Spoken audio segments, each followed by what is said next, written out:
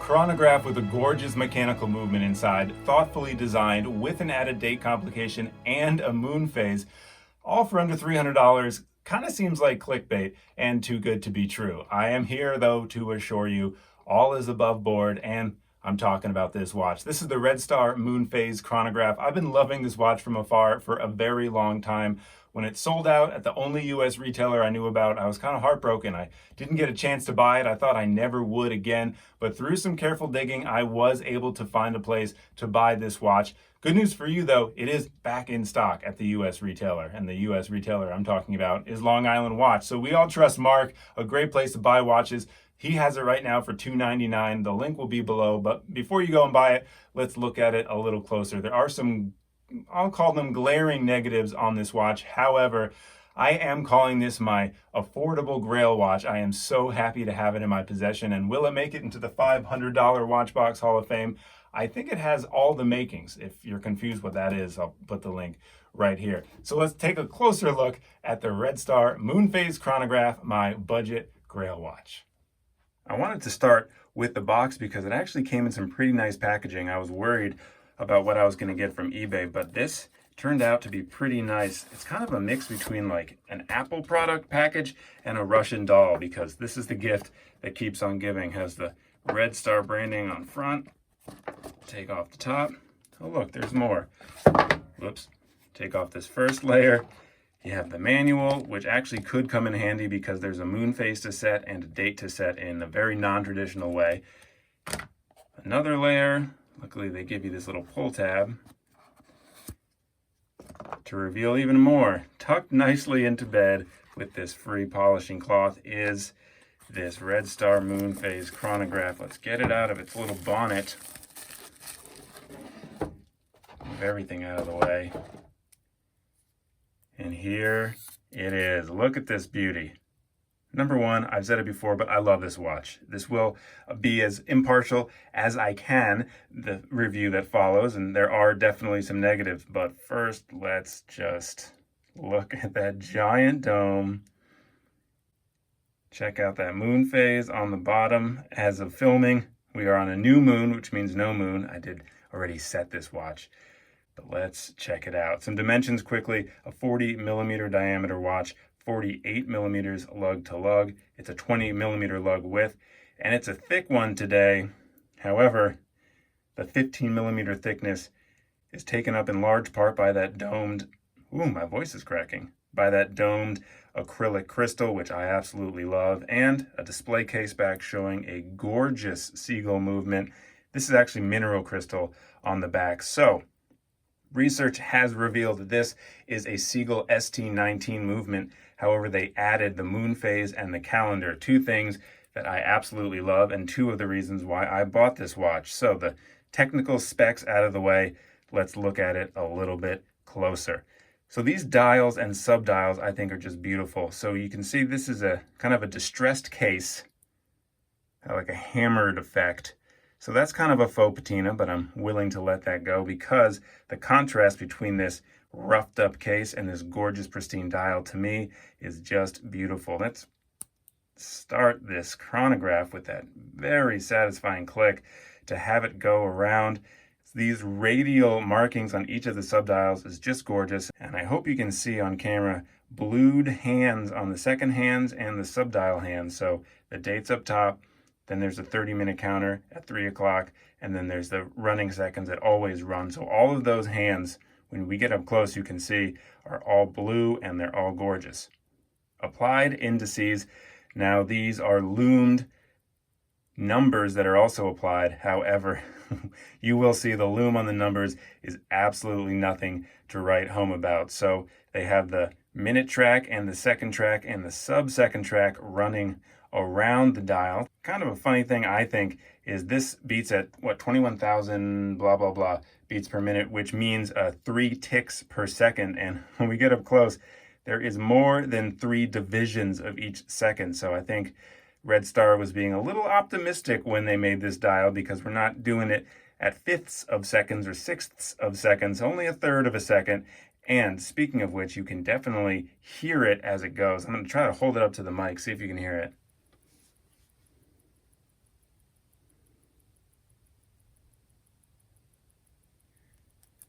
I tried my best. So this comes on a supplied leather strap that claims water resistance. I don't know which is more water resistant, this band or this watch, 50 meters and question mark, but neither of these things should you really be putting in the water. At least I know I don't plan on doing it. This is like a cream dial.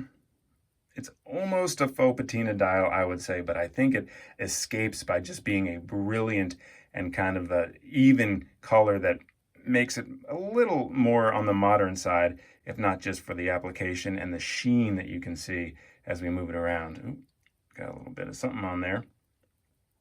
So the reasons that I've loved this watch from afar for over a year are as follows. There is so much put into this watch, and that's always what I look for when I'm going after a watch. There's not only a chronograph, not only a date function, but there is also a moon phase, and it's a true moon phase. You do have to set it every so often. As I've also learned, the moon phase and the months, they just don't line up by about a day. So every 2 months, I will have to reset this moon phase. But other than that, you cannot find a moon phase. And I'm saying moon phase and not just a day and night indicator, because there's a lot of day and night indicators that look like a moon phase. A true moon phase chronograph with a date complication for under $300, I think is just fantastic. And with a display case back with the movement that you actually do want to look at. Look at how gorgeous this thing is. Plus, you can watch the chronograph stop. You can, of course, watch it start again. And really the star of the show is when it resets. That's when you can see the most movement back here. I do have a few other display case backs on my Seikos. However, not only are they not as gorgeously designed or finished, but they're automatic. So they have that half moon rotor spinning around and blocking half of the movement all the time. This, I didn't mention that yet, but this is a true mechanical movement, no rotor. So you have to wind this watch. But if you're anything like me, you're going to wind it as much as possible. It's one of my favorite things about having mechanical watches is winding the watch. So I'll try to wind this as much as I can, but I also am terribly afraid of overwinding it. So I have to practice a little restraint. Zooming back in again, I just love the details of this watch. It's a flat dial for the most part, but the sub-dials are just below the main dial, and the way that moon phase is three-dimensional, it has 3 layers. It has the deepest layer, which is the background sky, and then it has the sub-dial with that writing on it, and then the main dial. So the triple layers on that sub-dial, I think, are just gorgeous. There are some negatives on this watch that I'll get to now. Number one is this bracelet. Crappy bracelet. It was very, very hard. Sorry, it's not a bracelet, it's a strap, right? This strap was just so hard to put on and just uncomfortable, hard to get a hole to connect. And here, I'll try to do it on camera. Just when you get it in, you have to slide it because this won't really bend. And then you just feel like you're abusing the hell out of it to get the hole. And then you got to bend it all the way back to get it in the immovable keeper. See, this is... oh. And then it's tight on my wrists. Sorry, it's tight on my wrists, but it's also like floating a little bit. So this is not the strap for the watch. It looks fine, and this is a 7¼ inch wrist attached to my arm, if you're wondering, for proportions' sake. It looks fine, but it doesn't feel fine. Luckily, I have a NATO strap from Havaston that I've been putting on almost everything. However, I think I finally found the perfect home for that strap, and that's on this watch, so we will see that nearer the end of the video. But some more negatives as I struggle. Come on. This is what I mean, guys. This strap sucks. A few more negatives. Okay, legibility is not the best. These are kind of thin pencil hands. The loom on the hands, not so bad, at least not for a few minutes. We will get to that in a little bit too. But the legibility against this light cream dial, it's not great. I've been checking the time obsessively just because I love this watch and I've been wearing it ever since I got it a few days ago. But it's just not easy. The hands are a little thin and they blend right in, not only to the dial, but to the color of the indices. Am I willing to overlook that? Damn right I am. Also, the lume, we talked about that before, so let's cut the lights real quick and I'll show you what I mean. Last light. Are you ready? Whoa. Whoa. Never mind. Well, yes, still you can see the hands are way brighter, but I actually have never seen the indices light up or the numbers light up like that because I've always dealt with natural light, but this has been sitting under the studio lights, I guess, for a while, so I can actually see them for the first time. I should calm down and I should stop moving because as we're watching in real time, the numbers are fading. So I still stand by my statement that the number lume is not great. However, I am kind of impressed with these pencil hands. Look at how bright they are. All right, let's get the lights back on. Whoa. So as you can tell, and as I've been kind of hammering on or yammering on, I do love this watch. There are also, though, a couple more details I wanted to cover, including how to set the watch. So you can set the watch by pulling the crown for the time. The seconds do not stop, so this is a non-hacking movement. I guess you can consider that a negative, but to switch the date and the moon phase, there's these two buttons here and here. So you can use a little watch tool, you can use a pencil, I used a toothpick. So each time you depress this button, the date will advance one click. And every time you press this little button, the moon phase will advance one click. So you just find out when the last full moon is or when the last new moon was, and then just advance accordingly to how many days has passed. And then you're good for 2 months, and then you might have to reset it by one click. For me, that's fine. I just love the thought of adding a moon phase and a date to this watch. So you want to talk about value propositions. No, there's no sapphire crystal. No, there's not a great water resistance. However, a pretty strong movement in that Seagull ST19, plus they took it upon themselves to not only add a date complication, which is almost a requirement for me. I personally love a date complication on a watch, but they added a moon phase. It's a very simple way to do the moon phase. However, it's a pretty effective way of doing it as well. So a chronograph with a date complication and a moon phase that is a true mechanical watch, I think is absolutely fantastic, and I can't believe I actually now have it in my hands. I've been going on and on about the new NATO strap that will upgrade this watch. We'll do that now before we end the video, so I'll see you in 1 sec. Check it out. I think this looks absolutely awesome on this olive green strap from Haveston.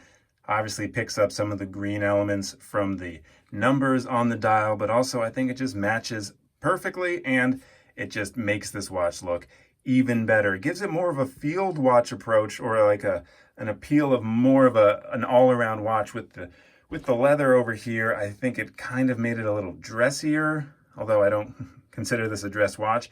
However, this I feel like makes it look more versatile, which I really, really appreciate. Let's get it on wrist. And actually, real quick, I will say one negative I forgot and a positive to counterbalance it.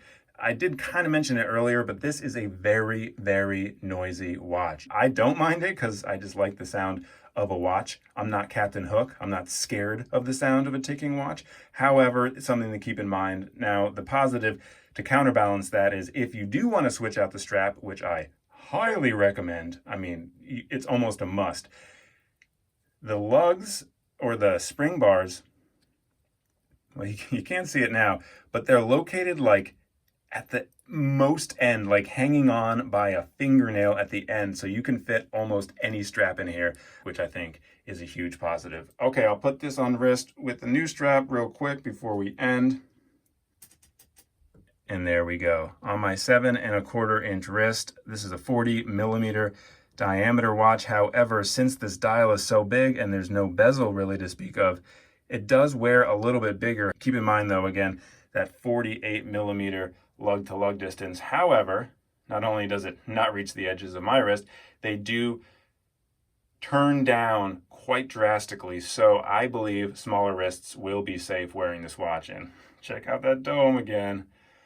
Man, all right, let's zoom back out for a little perspective and a little sightseeing of my totally messy desk. There's the Elvis watch in the top left. Got a video on that. Come on, let's quit with the glare.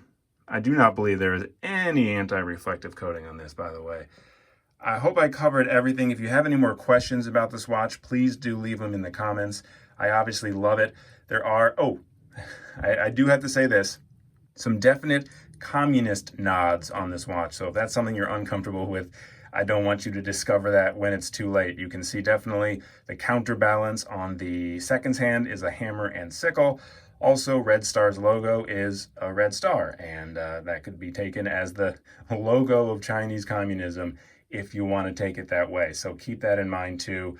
And I believe that Chinese writing on the bottom is a saying from Mao. So there's a little bit extra put on this watch. Oh, and I realized, sorry, I stopped the chronograph when it was backwards, and you can see it through the movement, but I did want to at least give you the pleasure of showing it to you on the front, because that's one of the most fun parts of the chronograph. So obviously it just passed 5 seconds, and that minute track just hit 1.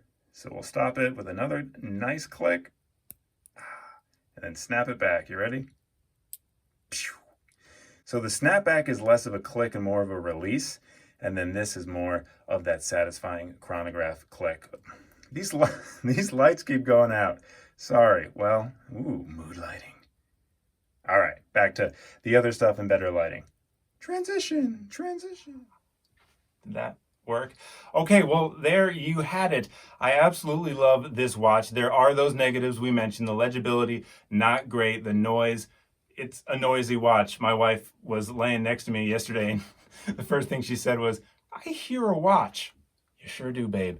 It's this one. And initially, another negative was going to be that it was too hard to find it. But in the midst of filming this video, I got a notification from Long Island Watch, because I had signed up for notifications when it got back in stock. It said, "Look, your Red Star moon phase chronograph is now available." I said, "You are 2 weeks too late." I did save $40. I bought mine for $250. Mark has them for $299, but Mark is a reputable dealer in the US with a warranty who you can easily contact. So I think that extra $40 would be worth it if you want to pull the trigger. All in all, I love this watch. I stare at it as much as I can. I'm so happy to have it, and it is making it into the $500 Watch Box Hall of Fame. At $250, it's half the value of this entire box, so I will have to go a more budget route for the next few watches I add. But I did say I'd be putting some watches in here that you had never heard of, maybe you would be interested to learn about, and that they all wouldn't just be $30 and under. So I'm keeping my promise. This is going in the box. Thanks so much for watching. Please do subscribe if you haven't, and if you've watched this long, I mean, you might as well, right? And I will see you next video.